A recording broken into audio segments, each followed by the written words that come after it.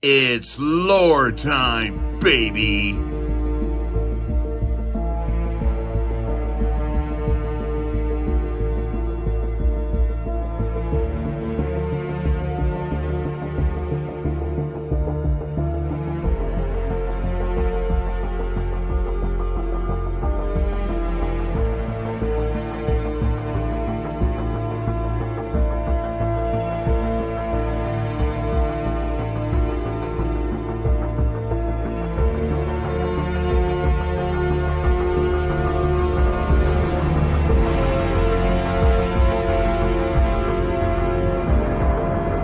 Spartans to Podcast Evolved, your home for Halo. I'm your host Aaron, and with me today we've got Oran.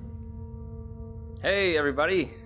This week's show is another lore episode. We are bringing you more of the Road to Infinite. This is going to be part 2 of our 2557 to Infinite episode. It was too big to do in one lump, so we've had to split it into two. We will be tackling 2559 to 2560, which at the start I didn't think we'd have too much to actually fill this, but it turns out it's a pretty decent chunk of lore. Yeah, quite a lot happens, yeah. Before we get stuck into that, I will do some socials. So, if you're new to the show, this is Podcast Evolved. We host a variety of shows. This is our main one. We report news, lore, things like that. We also have Halo Headlines, which is bite-sized headlines every week, Builds with Blocks, Halo Book Club, and Mission Debrief, who are currently doing their 20 for 20 series on YouTube, so go and check that out, please. The guys have worked hard on it. They will be back for Halo Infinite next year, so look forward to that as well. Also, shout out to our partners over at HCS Pro Talk. Josh and Will are over there bringing you all the information on Halo esports, which will be kicking off soon for Infinite. We discussed that, I think, the last time we did the news, didn't we? That's coming up soon, isn't it, Oren? Yes, the HCS for Infinite returns in December, like a whopping 10 days after release. So it should be very, very exciting to see how the pro players get their first experience with Halo Infinite. And if you play anything like me, it will be your first chance to find out how good people are just 10 days in, and that you'll never be that good, so. You'll be able to find me on the Discord being sad about that. Right. If you want to learn more about all of our shows, go and visit our website. That is halopodcastevolve.com. If you're already a fan, please take a moment to go and leave us a review and a rating on your podcast service of choice. We greatly appreciate it. Also, I want to take a quick minute to thank all of our patrons. You guys continue to give us money and help us do cool shit. We are currently plotting cool things to do with your money for later this year because something important may be happening in the next few months. Can't wait to learn what that's all about. Once again, thank you guys. We really do appreciate it. Every time we get a new email saying we have a new patron, I get excited still, so thank you very much. If you would like to sign up and become a Patreon, you can go to patreon.com/Halo Podcast Evolved. You can find the list of all our exclusive rewards. We've got access to early episodes, unique swag, access to our soundtrack, the special patron-only Discord channel. Lots of things you can go and do. I think we will roll into what we've done in the last week in Halo. I will go first by saying I've only done Mass Effect. That's not Halo. No Halo at all. I've been working my way through the DLC for Mass Effect 3 that I didn't own, which is quite substantial. I definitely didn't think there was as much of it. Now, is that DLC on top of whatever DLC they added to fix the ending? Yeah, this was the story stuff. So there's Leviathan, which I have triggered the start of but haven't jumped into it yet. And then I played the Citadel DLC, which is quite cool, but it gives you... They changed the mechanic for the guns. In the first game, they overheat and then you cool them off and shoot again, but you have unlimited ammo. And then in the later games, they went to thermal clips. But in the Citadel DLC, they give you the chance to get the original assault rifle back, so you have unlimited ammo, which is quite fun. So I just about finished that. I think I left on the last mission, which was plan a party. So I was like, right, this is a good point to cut off for the evening. But it's been a lot of fun so far. I like Mass Effect a lot. It's I think when I'm finished this, I might go and play Andromeda because I never touched it. I hear mixed things about it. There's a lot of people that say like it's all right for what it is if you're just going into it without being too excited over it. Interesting. But apart from that, no Halo stuff this week. I will be taking a little break and waiting patiently for Infinite, I think. I'm pretty much in the same boat. With the exception of the podcast and our little staff meeting we did last week, I'll be doing some kind of behind the scenes sort of work for the show in relation to Halo. I'll probably play a little bit of Halo Master Chief Collection when the new season comes out next week, or I guess out now if you're listening to it, the show, since of the way our release schedule works, and just doing a few more things ahead of the release of the game. But I think all my video game attention is being pumped into Diablo 2 Resurrected right now. That game and Halo were really the two games that I played as a kid in middle school. So I want to get as much as I can out of my system so that when Halo Infinite arrives, I could just only think about that and play through the campaign. So really excited for all the stuff that we have planned for the rest of the year. Should be a jam-packed, final stretch for what we got planned. So I'm excited for our listeners to listen to and consume all that content that we have in the pipeline. Yeah, it's nice to have like a full schedule and know that we're going to have steady Halo content next year then with Infinite. It will be a relief not to have to think up things to fill the year delay. Although we did all right. We managed to fill it quite well. You'd almost think it was deliberate. I was going to say, we had a little bit of a lull, I think, in the springtime of this year. But I think once we kind of figured out an easy fix with our dossiers and some other methods in our Road to Infinite series that we've already covered, I think we were able to really adapt and kind of continue with the content push. Yeah, we're already talking about next year, how we want to structure 2022, and we'll kind of get into that in a future episode later in December and kind of let you guys know what we're thinking. All right, I think from this we will bounce into our Road to Infinite lore. So, Oran, you're going to take us over our recap from part 1. Right, so I think it was you and me that did part 1, and it was a lengthy episode, pretty dense. A lot happened in the 2 years of 2557 and 2558. So we covered basically those 2 years in part 1, and that was episode 18 of our Road to Infinite. We started with the events of Halo 4, where Master Chief and Cortana discovered the SHIELD world Requiem, and eventually stopped the Didact from composing Earth, also linking up with Infinity, with Captain Del Rio and Lieutenant Lasky. Then we talked about Ryan and her band of scavengers as they search for artifacts throughout the galaxy and reignited an old construct for 3 Guilty Spark. Kind of talked about their journey that pretty much happens within that time frame. And we covered other novels like Envoy, Bad Blood, Legacy, and Onyx. They're all kind of their own individual stories, but towards the end have ties into Halo 5. Envoy, not so much, but Bad Blood and Legacy of Onyx have Guardian events. And so we kind of talked about how those stories all kind of synced up. And then we closed the episode with Fireteam Osiris and Blue Team as they discovered Cortana as she activates the Forerunner Guardians and declares martial law across the galaxy. That took place in October of 2558. A few events happened here and there between then and the end of that year, which we kind of mostly glanced over. The only one that we really wanted to touch on that ties right into January of 2559 is that in November 25th, the Banished started arriving to Installation 00, the Ark, and started their occupation over there. And so they went to the Henry Lab Research Center, and any survivors that fled just kind of ran into the wilderness and other UNSC facilities. And that's kind of where we pick up in 2559, where these survivors found a transport route set up by the Banished to move mining resources. And these survivors rests and argues while they are concerning which direction they should head next. Nathan Palmer records himself and the other 8 survivors in the group.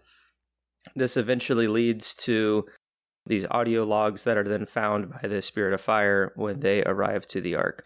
But also in the end of January, from the what's it called? These Fire Team Apollo loot crates. bits. What are they? The crates. Yes, the loot crates that came with the figurines and all that loot box did. They touched on some interviews that Fire Team Apollo did of Sarah Palmer and Catherine Halsey to kind of get perspective and investigate the root cause of why Cortana made the decisions that she did and kind of where we are in the galaxy as Infinity is kind of light speed, slip space, jumping from area to area to avoid Cortana's reach. In February, we have the Mjolnir Power Assault Armor Gen 3. That armor enters service and then is later adopted by Master Chief. March is the big year of the Spirit of Fire. So on March 28th, after 28 years of drifting in space, the UNSC Spirit of Fire finds its way into the orbit of the Ark. Awakening from cryosleep, the crew eventually travels down to the Ark to establish contact with the galaxy. However, on the surface, the Ark, they encounter the banished leader Atriox as well as his forces. It's a fantastic cutscene in that fight with Red Team. It sets Atriox up as a super menacing force, and about the only complaint I have about the entire thing is we never get an answer to who brought them to the Ark. Someday I will continue to burn the flame of mendicant bias until someone tells me no. Well, we have a new game and a few more books coming out that are being focused on the Banished as well, so maybe those novels will provide us some insight. But yes, that does beg the question how they discovered it, but they are here and they caused some trouble for the Spirit of Fire, but they were able to kind of quickly launch a counterattack. They discovered the logistics smart AI Isabel and are able to compile a research report on Atriox for Captain James Cutter. And they're able to discern who he is and learn about the Banished and kind of find out what type of formidable foe that he is. Ellen Anders learns more about the Forerunners, thanks to Isabel, and wonders about the Librarian's plan for humanity, but focuses her attention on helping the crew against the Banished. I look forward to Dr. Halsey Mark II coming into the universe in Infinite. You think so? She is the obvious replacement for Dr. Halsey when that sad day comes, and I like Anders. She's a good character. Yeah, and she gets into the action a lot like Halsey does to a degree, especially like on Reach. Really plays it close to the chest. Yeah, it's like having the benefit of a young Halsey with matured Spartans, which like we don't, by the time we see Halsey in the game, she's like getting on in years and is not really there to shake it up with the enemies, but Anders is totally fit for that. Anders also has 2 arms, which makes things easier. That makes life much handier, yeah. Oh, handier. Hang on a minute. I'm going to go hang my head in shame at that one. Oh, is that unintended? That was a pretty good one. We have Decimus, which is one of the, right hands to Decimus. And he was killed by the UNSC. And immediately after his death, the Spirit of Fire is attacked by Enduring Conviction. But then Enduring Conviction is then destroyed by Jerome and Isabel as they force an Ark Aggressor Sentinel into attacking the ship. And then that's when we discover that a Halo ring is currently on the Ark's Foundry, which is kind of the standard protocol. Whenever a Halo ring is destroyed, the Foundry cooks up another one. So this is Installation 09, which is a second replacement to Installation 04 because Master Chief blew up number 8 at the end of Halo 3. Just kind of giving you a little history lesson there. Ellen Anders and Installation 09 eventually leave Installation 00 through a slipspace portal in the hopes to getting the Sol system, but are instead intercepted by a Guardian before they arrive, but after they depart, which is kind of strange. I guess They didn't quite make it to the Sol system, but they left Installation 00, so I guess they're kind of lost in space somewhere still. They'd have to be somewhere in the galaxy, I assume. I'm guessing Cortana just didn't have Guardians out as far as the Ark. Yeah, but obviously the Guardian knew that is where the Ark portal would send a ring to. I got the feeling the ring came up short because the ring was supposed to go back to near Reach, but she very much seems confused when the ring drops out of slip space early, so I think the Guardian pulled it out of slip space, but Cortana seems to have a way, well, I assume the Forerunners had a way to track slip space activity because, as we'll cover in one of the books later, when the portal on Reach is activated, the Banished get ready to jump ship because they know that activation will attract a Guardian.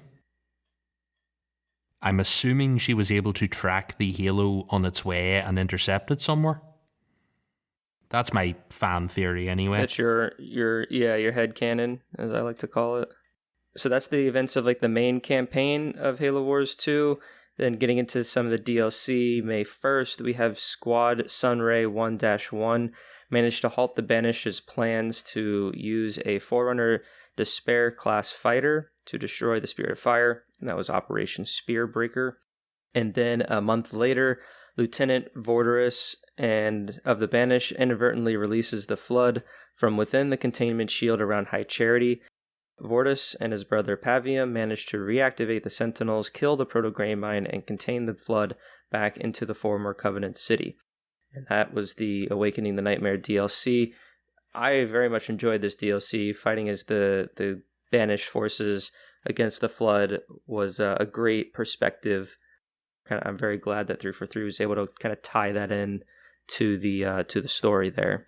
Yeah, and Voridus and Pavium are pretty sort of likable characters. Granted, Voridus is an idiot, but he's a likable idiot. Yes. You want to take it from here? I will go with this next one. So it's an unknown date in July. So this is a Dokab caster. He receives a transmission from Escharum. He's ordered his legion, and they're the Keepers of the One Freedom, and two other legions. It's the Legion of the Corpse Moon and the Ravaged Tusks. They are sent to find a hidden slip space portal on Reach. This brings us to Shadows of Reach. So this is the preamble to it. Well, this is kind of the preamble to the story that follows Blue Team, but around this time as well that I just remembered that we didn't put in here was the short story Sacrifice, where the brutes of the Banished go to the Forerunner key ship, the Dreadnought, and they go and retrieve the Forerunner slip space crystal, and there are like still Covenant Banished like on the ship after all these years, like protecting it, and that happens before the events of Shadows of Reach. So that's something that also takes place in like the summer, June or July. But that then becomes important because now the Banished have control, or rather possession, of the slip space portal from way back in Halo First Strike. I think there's no date with that story, which is probably why it didn't make it into the timeline. I think we covered it when we were doing the Leaders of the Banished episode because it comes up. It just says a few months before the events of Shadows of Reach. So if it's a few months before October, since that's mainly when it takes place, I imagine it's around the June, July, summer time frame. Like with this transmission, this transmission in July kind of kicks off the story, at least from the Banished's point of view of Shadows of Reach. I figure it's after Awakening the Nightmare, because Awakening the Nightmare was them once again trying to acquire a slip space capable ship to get back to the galaxy, and then when that fails, I assume the next thing was to find the Dreadnought and look for a way to power the portal generator. My guess is sometime after the 4th of June. Yeah. I said, this is the warm-up to it. They occupy Reach and they begin unsuccessfully looking for the slip space portal, which, fun fact for later, turns out to be under Menachite Mountain, which is, if you may remember, where Castle Base was, and that is the mountain that the Covenant dug out when they were attempting to get Blue Team, and the spooky time travel slipspace crystal, which the shards were on the Dreadnought, so it all comes full circle again. Next up, we have September 19th. So this is Dr. Halsey modifies the 3rd gen Mjolnir Armor's software. So we get this from the trailer with the pilot adrift in the Pelican. When he boots up Master Chief's armor and you get the flashes of the data going down Chief's HUD, there were various things hidden in there. One of them is a sign off that Halsey made modifications to the software. I think it says it's anti-intrusion tech she's put into it, presumably to stop AIs hijacking the suit. So you see that, as well as I think they gave away Game Pass codes, didn't they? Yes, there was another just screen of just numbers and letters that, if you typed in, ended up being Game Pass codes. Cool little Easter egg. Yeah, it's always worth picking apart a Halo trailer because you never know what's hidden there. Even the stuff that looks like computer programming turns out to be Game Pass. Next up, we are into October now, so this is very much Shadows of Reach. So October 7th, Blue Team return to Reach for Operation Wolf. They have been sent to recover top secret assets from the remains of Castle Base for Dr. Halsey. That turns out to be cryogenically frozen brains and something in a mystery box, which we still don't know what that was. October 12th, Blue Team succeeds and they give the top secret assets over to Oni and Veronica. And Fred also gets a message from Veda Lopez and the Ferrets because they pass each other on the way to the portal before Veda and the Ferrets go off to get ready for Divine Wind, which is the next novel we will bring up shortly. And she also slips a little note to Fred. And then we have also on October 12th, Castor and Esherim, they discover where the slipspace portal is. They would eventually activate it. This is where the transfer happens. Atriox comes back to the galaxy and does his walk of fame with his briefly mentioned lieutenants. And then Castor takes the last of the Keepers and he does a little mutiny and heads back to the Ark. And the Ferrets go with him, presumably to help him start the Great Journey. So we're going to have to see what happens there. Hopefully everyone doesn't die in the galaxy before Infinite. Hopefully not, yeah. That'd be quite a buzzkill. Yeah, the game starts and zap and everyone dies. What's interesting, what I just realized, is that we're about to get into Divine Wind, which is not out yet. However, when this episode lands, it'll actually be the day after the book comes out. It'd be perfect for one to listen to this episode and then to go buy Divine Wind, and then you can hear this section of or you can experience that section of history that we're kind of omitting. And then if you dive into it, you will be ready to go for the book club, which we are going to power out as quickly as possible because we like to be on top of these things. And just a little bit of behind the scenes, there was conversation about delaying this episode to include whatever Divine Wind covers, because I'm sure it'll have some form of perspective. But because we don't want to spoil it too quickly, and we also have the book club and other episodes in the pipeline, we felt that it just kind of made sense from a timing point of view to just put the episode out, plug our own book club, and let everyone enjoy the novel at their own pace, and then when they want to hear our perspective about it, they have the one book club to listen to, as opposed to avoiding this episode as we kind of get into spoilers to it if we were to delay it. But I think, Aaron, you have the synopsis here that we can read for the time being. We have a little information to get the creative juices flowing here. Presumably, Divine Wind is sometime in October. What do we have here? There's no specific date. This is, it's out on the 19th, but presumably October-ish.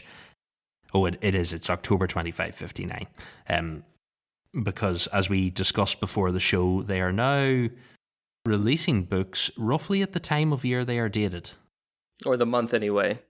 So, in October 2559, with the galaxy in the suffocating grip of a renegade artificial intelligence, another perilous threat has quietly emerged in the shadows. The Keepers of the One Freedom, a fanatical and merciless Covenant splinter group, has made its way beyond the borders of the galaxy to the ancient Forerunner installation known as the Ark. Led by an infamous brute named Castor, the Keepers intend to achieve what the Covenant in all its might failed to do: activate the Halos and take the last step on the path of the great journey into transcendence.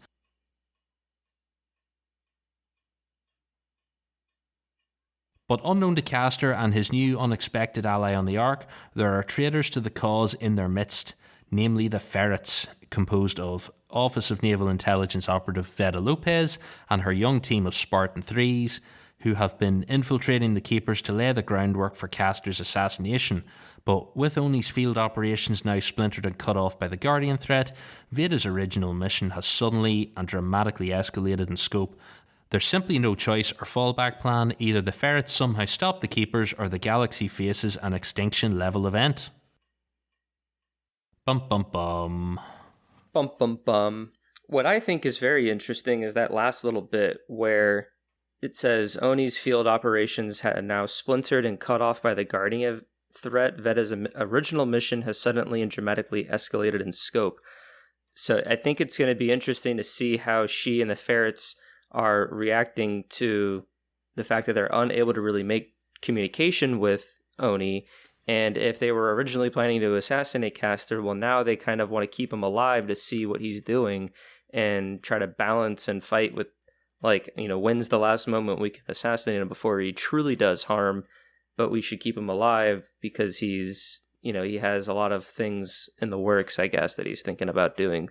Oh, and by the way, we still have Cortana running around, which is even alluded to in the very first sentence, renegade artificial intelligence. So even though this will be on the Ark, will we see Spirit of Fire? Will we see UNSC? Will we see Cortana? Will we see Guardians? Like, I feel like there's a lot of possibilities here with the fact that it being on the Ark. Even though the Ark is such a huge installation, there's a lot going on. There's a lot at stake, and anything could happen, they say.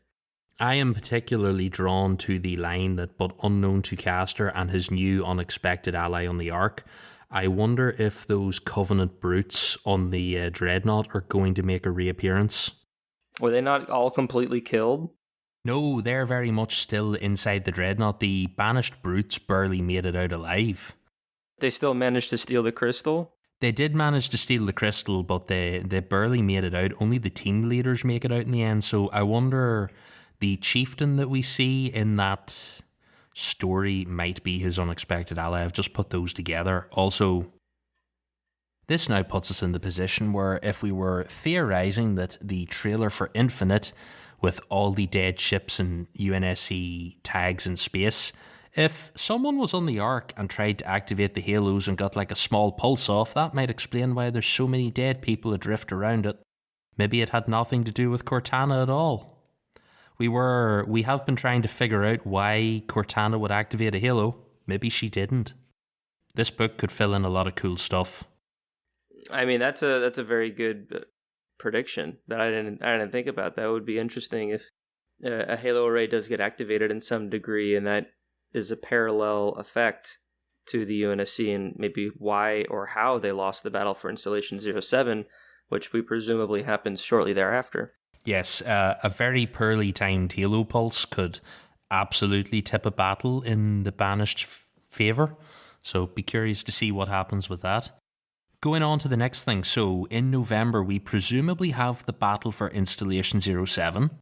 And then by December, we know that the UNSC lost the battle. So, as we were discussing there with things, what does this mean? We see from the trailer there are a lot of deceased UNSC assets adrift in space on that holographic display in the back of the Pelican with Chief and the pilot. A lot of them are marked as infinity symbols, so we assume they are escorts, maybe even drop teams, pelicans, that sort of thing, but there seem to be a lot of people dead in space. It seems like something big has happened. And I mean, you have to think, at the end of October, or by the middle of October, you have Chief on the Infinity with these assets. You have Atriox arriving to Reach, and you have Castor leaving Reach and going to the Ark. And then what we do know after that is that Chief's now just floating in space. We have all these tags. The Banish are already on the Installation 07, and we'll get to this in a little bit, but there are some other battles and stuff that happen in early 29 or 2559 or 2560. So like there's a lot of moving pieces that start at point A and get to point C. and so to figure out what that move is between the two is what we think is going on in November. We need to get Atriox to Installation 07. We need to get Chief in the area as well so he can be adrift. And yeah, we need some type of large scale event to happen that causes this decimation. There are a lot of things to theorize about, so I will try not to get too far into it, and we will shuffle on because we could be here all day, but we will hopefully get a few answers in a week. Fingers crossed. And then we'll see where we go from there. But now we will go on into 2560. We've got January to April of 2560. So we have presumably the Banish initiate their occupation of the Halo. We've seen a few bits of concept art since then, so we know that they have ships in orbit. They can drop bases onto the Halo in a similar way to what we see in Halo Wars. It's kind of their version of it. Those big, chunky, square towers that we see in the trailer are banished facilities on the surface, so that stuff's kind of cool. And then we presumably, sometime during this period, have the other Halo novel that we've know is announced, which is Halo the Rubicon Protocol. This comes out on April 12th, so we'll presume going with 343's theme of books being released the same month they take place, we will assume this takes place around April. And we have a little bit of information to go on this. Oran, where did we get this stuff from? Is this cannon fodder? So this is from, it's slightly tweaked to kind of read better on the podcast, but the large stroke information is from Cannon Fodder 116 Parallel Threads from our friend of the show, Jeff Easterling. And I think the April assumption is not too far off because what I'm about to read kind of assumes that struggles have been going on for a little while now. And it reads, the UNSC forces were ambushed at Zeta Halo by the Banished, and during that time, the UNSC has been mounting a resistance on a shown fragment of the ring, desperately trying to hold out long enough for hope to arrive. In Halo, the Rubicon Protocol, you'll get a unique glimpse of humanity's struggle to survive amidst a growing Banish occupation that takes place in that period. Supposedly, players will be able to find scattered stories in Halo Infinite's open world areas that will tie into this book. And that last little sentence there about the tie-ins was taken from a source you read, Windows Central. Yes, that was an article in Windows Central where they were talking about some more information Jeff had given, so I think that could have been possibly one of the live streams he was chatting on, and they've taken a few quotes from him. This has me also excited because I'm curious to see, we will get information from Infinite, but to get this story as well of what's been going on in the Ark over the whole time should be cool. And the idea that we will get scattered stories for some of these characters, I like that characters we'll hear in audio logs potentially could be the lead characters of this novel. I'm kind of getting like, it's going to sound a weird comparison, but like bear with me, but almost like a Battleborn type of a mindset where instead of you have these like teens trying to fight against the Covenant arriving to Meridian, but you have I guess Spartan 4s or maybe Spartan 3s, and their efforts with other UNSC personnel as the Banished kind of come in on whatever section of the ring that they're on, and then it's of them, hunkering down, trying to find resources, trying to launch a attack or whatever, or counterattack or any sort of defensive maneuver. And yeah, there's got to be some type of documentation of this, and probably in the form of audio logs that then you as the player find in Halo Infinite that can tie into what happened during those few months before the campaign takes place, which is kind of the initial reaction to the Banish's occupation. So it's a lot of exciting things to kind of theorize about. It kind of helps also to give perspective on how large this ring is, and I guess how large the Banished forces are. If Chief's story can be contained on a certain section of the ring, but then meanwhile on another part of it, there's this whole other parallel event going on, and who knows, maybe these characters that are mounting this reaction or this resistance are able to hunker down enough to eventually gain enough power to do so. Or maybe Chief's story then ties into that side in like some DLC or something, to where now we have to reclaim that section of the ring. And by the way, here are some characters that you might have heard in other audiobooks or through this novel.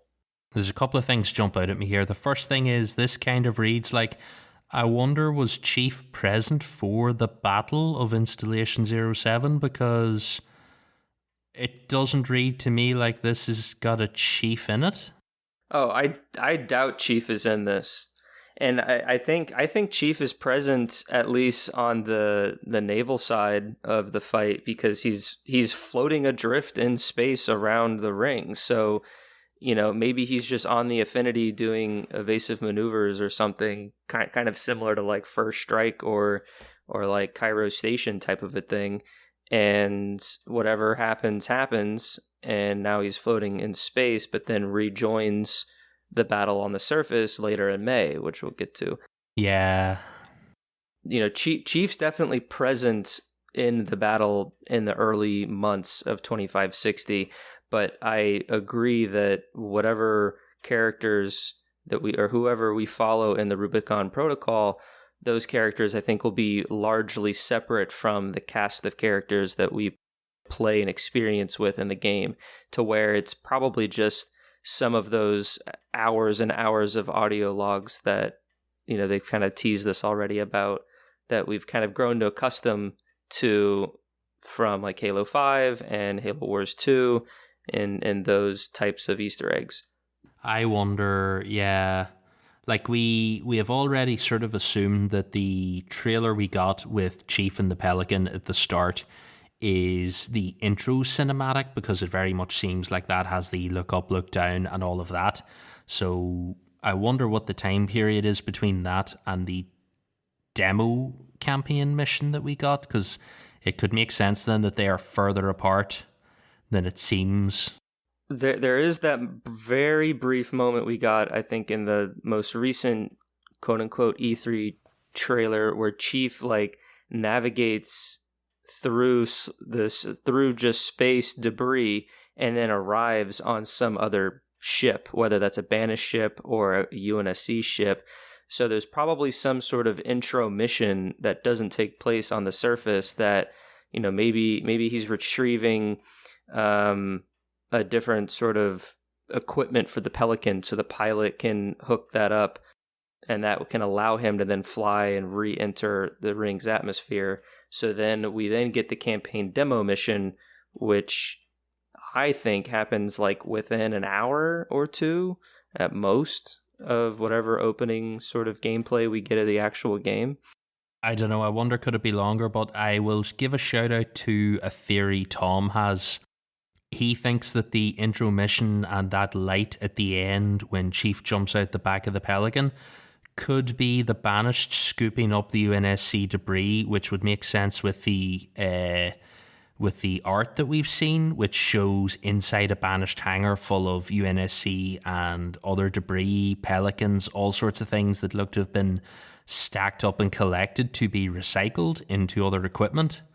That is his theory, that is what that is. That light, it's not a guardian, it's the pelican being scooped up by the banished. And then you will be playing, which makes sense if you are Chief then, when he drifts through space and goes through what looks like that banished portal onto a ship. That might be our opening mission, so...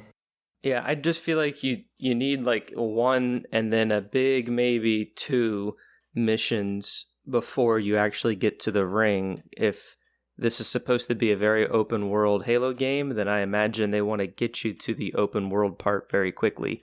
And space is not very open world because there's just like nothing in there. Yeah, if they're aping the original Halo, it makes sense that your first mission will be an on-ship mission like the Pillar of Autumn, and then you will get down to the ring and do cool shit after that. So be curious to see what happens there. Also, we talked a little about the show. I will only rant about this a little bit, or talk about it. The Halo, the Rubicon Protocol, the Rubicon as a name gives me some small suspicions. So I said before the show that a brief look when you look up what the Rubicon is and why you might know that name is it is a stream in Italy, and in times of the Roman Empire, no general was allowed to cross the Rubicon with a standing army as it was considered an act of treason. So I was theorizing you before the show, is the Rubicon Protocol a protocol in place if a UNSC asset commits treason against the UNSC? Could it be a hint that something has gone terribly wrong at the installation and maybe someone sided with the banished and turned on the UNSC? Could be another reason why there seem to be so many casualties in space if friendly forces suddenly turned on them. Yeah, and that could have opened up an opportunity for the banished to really deal massive damage that would allow them to get the upper hand if there's some type of treachery or self-sabotage in play. It's just a theory to float out there because it is not the first time we have seen UNSC assets go rogue. Silent Storm is the first time we see it. So we get the Prowlers and they go rogue and join the... So I could see something like that happening. Someone else maybe with allegiances to insurrectionists, maybe teaming up with the Banished because we know they work with humans. So lots to think about there of what might be going on with this. And we know, like, if they pick a name, it's there for a reason. Well, also remember the Rubicon was the name of the ship that went through the Arc portal at Voy to go and investigate the Arc after the events of Halo 3, which then get hijacked by Guilty Spark after his death and all that kind of stuff. So there's the name Rubicon has, I think, multiple meanings even within Halo already. Be curious to get a hold of that book and see what we get. Right, there's the one final piece we have in the timeline now going forward. This is May 20th, and this is Chief and the Pelican pilot crash on Installation 07. This is the campaign demo that we saw a year ago that gave us... what do they call that damn brute? Greg? Craig. Craig with a C. That gave us Craig and our first look at Infinite Campaign and then our delay. Blame everything on the demo. But this is the most up-to-date information we have currently as to what's happening in the Halo universe. So, like we were saying, it seems to be a little bit later, but you're thinking it's pretty close to the intro chronologically? I think so. I feel like you need your Pillar of Autumn, your Cairo Station, your Dawn in Halo 4. Like, you need your intro space station mission. It's a pretty good staple of Halo. And then your second mission is your boots on the ground. You know, in CE it was Halo Installation 4. In Halo 2 it was Metropolis. In Halo 4 it was Requiem. So I feel like, you know, your first mission is going through either UNSC ship that's been obliterated and kind of broken down for parts, or if you're going off Tom's suggestion, maybe they get abducted by a banished tractor beam, and now you have to fight through the banished forces on this ship, and that can introduce the villains really nicely, and then it's a matter of escaping, to which they just free fall into the atmosphere, and then it leads into this campaign demo. Like, I feel like that's a good way to really introduce the conflict, get you guessing what the heck is going on, and then put you right into the open world for then you as the player to explore. Now that you've said that, I think that makes perfect sense, that mission intro we saw is very much the equivalent of the Bumblebee crashing into the Halo. It's got that same energy, except not everyone dies because Master Chief wouldn't put on a seatbelt. Because we absolutely know that everyone in that Bumblebee died because he broke loose and hit them. They were all strapped in. The only other counterpoint I would make to my own argument is if we get to the ring's surface through another way, and we play around with the sandbox for a mission or 2 or 3, and then Chief and the pilot, take off to go somewhere else, which then are shot down, and then it leads into the campaign demo. I mean, I could see kind of that going, but I think generally the first mission will be a space station, spaceship type of a mission, with the second one being on installation 07, starting to get, your feet dirty in the banished muck. I think you're onto a good idea here. I think that, like, when we looked at that demo and we tried to get a look at the map when they bring that up and stuff, the first area looks not terribly large, so it could maybe make sense that it's like a warm-up to the open world, and it's your first introduction to things, and you're seeing open ground and bases, and you're working your way up through those mechanics and stuff, and disabling the AA guns. Like, it basically would introduce you to everything you could be doing in the campaign going forward. So I think your idea makes pretty good sense, yeah.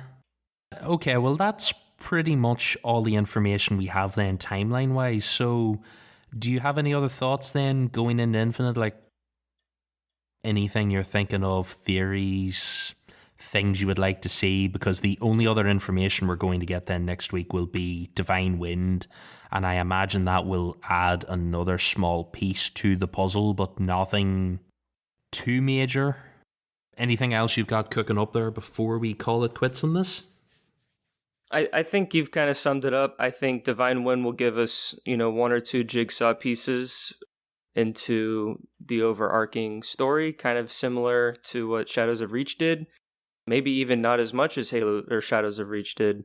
But yeah, once that book comes out, it's basically just hunkering down until Infinite comes out. We will get another glimpse at campaign. Joseph Staten mentioned that between now and release, so I would imagine sometime in October, or maybe something around the 20th anniversary of Halo. They do something nice or eventful for that. But yeah, outside of that and the book, it's really just hanging tight until December 8th, and then we'll play the campaign and we'll get our answers. The only other thought I have about this is the next look at campaign we get before the game comes out. I would like a shot-for-shot remake of the original campaign demo with all of the changes they've made to it, because I would love to get a side-by-side to see what we've got. Like, I would like to see new stuff and see more, but I would also like to see how different it looks compared to what we got before. If they could recreate that demo, I think it would be something interesting with the delay to see what we get now. Yeah, that's a fair point of view and thing to ask for. I think I would just rather someone on YouTube do that after the game comes out, and then 343 release something new that we can see. Because, I mean, I think either way, whether 343 does it or not, like, someone's going to do it on YouTube and, like, release that and do a comparison video. That's just, like, easy YouTube views right there. Yeah, I would want something new. It could even be an extension of that, or like a side mission, just really anything, just to kind of give us a little bit more idea of how the game plays in terms of, walking around and doing what you want to do. Yeah, right. Well, I think that'll pretty much do us. There's not much else we can do now bar crazy theorizing. So if you're listening to this, like we said, you will be getting it just as Divine Wind drops. So you can go and grab Divine Wind on your service of choice, book, ebook, or audiobook, I presume. And you can get stuck into that and see what clues it gives us. And then keep an eye out for the book club, because that will be the next thing that we release. And then we will be in the countdown to launch day. Pretty much. We will be starting to get hyped, and hopefully we get some hype cycles starting with 343, because it's been a long wait. I need that pre-campaign hype.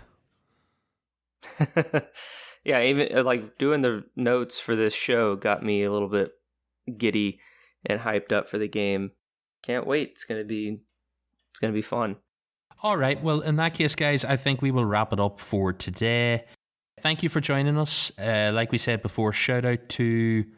Oh, hi. We have a special shout out here in the notes. It's the previously on Halo.com that Harispus has set up. I think we discussed that on the live news show, but go and check that out. It's a tremendous amount of work involved there and well worth a look. Also, like we mentioned at the top of the show, you can find all of our episodes over on the website. That's halopodcastevolve.com. You can find the unique feeds for all of our episodes, or the big main feed if you want. And if you were listening to the last Halo Headlines, apology, some idiot uploaded the wrong audio file to the Halo Headlines feed. That definitely wasn't me. If you want to listen to everything all in one place, it's on the website. Also, special shout out to our patrons. If you would like to become a patron, that's patreon.com/Halo Podcast Evolved. If you're signed up soon, you could be in a position to get the Christmas card. That's one of the many perks that will be coming later in the year, isn't it, Oran? Yes, it is. We do Christmas cards before I find out that we discussed that in the meeting or something and don't do it anymore. No, we do it. It's all with unique art as well. So go and do that as well, patreon.com/Halo Podcast Evolved. And finally, if you would like to leave us a voicemail on this episode or any other, we will read them on our live news show. It is 205-EVOLVE. That's 205-386-5833. If you want to give us your theories on what the Rubicon Protocol could be, or how Halo Infinite starts, do that and we can chat about them on the live news at the end of the month. And with that, I have been your host, Aaron, and until next time, Evolved. Evolved.